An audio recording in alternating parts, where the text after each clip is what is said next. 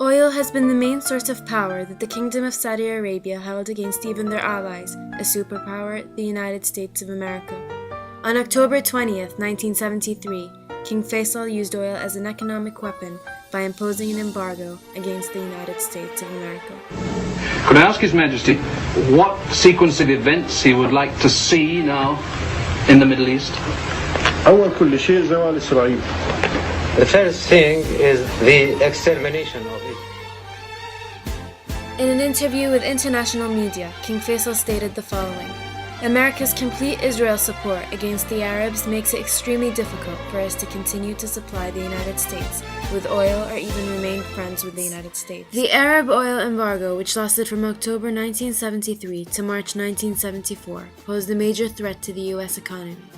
Therefore, this put the U.S. in a position where it had to negotiate an end to the embargo from a weaker international position.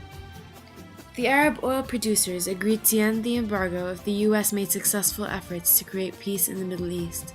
The U.S. accepted. Thus, the embargo was successful and the power slightly shifted.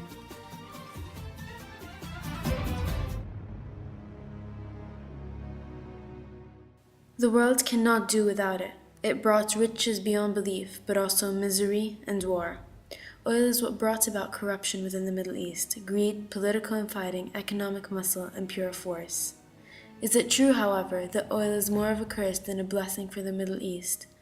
Over the last 60 years, the Middle East has possibly had more conflict than any other part of the world. The oil-producing countries of the Arab world decided to use their oil as a political weapon. It lasted 6 months. It's been another night of heavy fighting in the Gulf. These are the headlines at 8 a.m. today, Friday the 18th of January. Massive ground assault is underway. The Americans warn it is just a taste of things to come. Over the last 30 years, and after $4 trillion in revenue, the Middle East has had the lowest growth rate in real GDP per capita of any part of the world, except sub-Saharan Africa. As conflicts broke out within the Middle East, the oil income financed weapons to the region.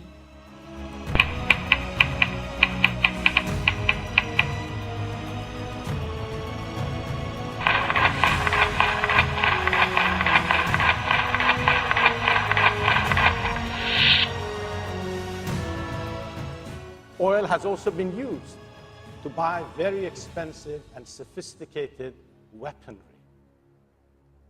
which has been used both internally and externally in the region. These weapons that oil has actually financed have been used, and you're all aware of that. Let me give you just a couple of very brief examples. In the case of Iraq, the Iran-Iraq war and the two Gulf wars have cost, by all estimates, the Iraqi people more than their oil revenues during their history. In the case of Iran, the Iraq-Iran war cost Iran more than its oil revenues over the last 25 years alone. The late King Faisal once said, "In one generation we went from riding camels to riding Cadillacs. The way we are wasting money, I fear the next generation we will be riding camels again." However, what gives Saudi Arabia their world voice? What gave them a place on the map? And what gives the kingdom their allies?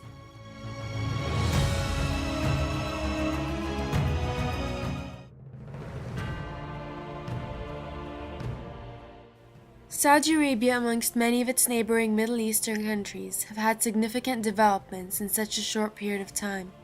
In 100 years, the Kingdom of Saudi Arabia managed to turn the oil to wealth, advancement in technology, modernization, and transform a desert into a powerful, modern country. Their developments have been monumental.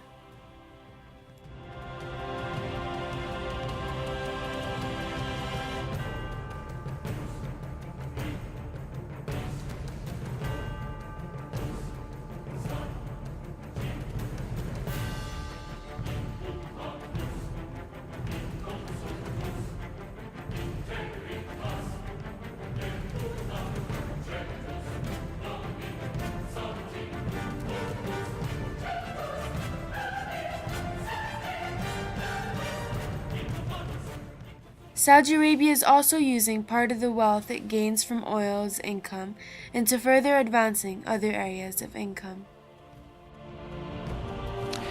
Now, oil prices are topping $60 a barrel today, or they were at least at one point. But Saudi Arabia is not banking on continued gains in oil prices. The world's largest oil exporter is looking to diversify its economy. As you can imagine, Saudi Arabia's second biggest item for export after oil is capital.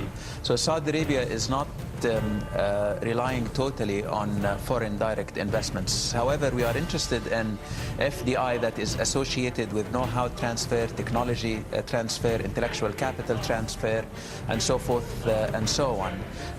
The UNCTAD report that audits the actual FDI interpreted around the world ranked Saudi Arabia in 2008 the 18th biggest recipient of FDI in the world, ahead of all Middle Eastern and Arab countries, and indeed ahead of countries like Japan. We believe that we'll raise the bar further in 2009. Where Saudi Arabia is now would not be possible without the oil. Therefore, how can it be seen as a curse to Saudi Arabia or the rest of the Middle East?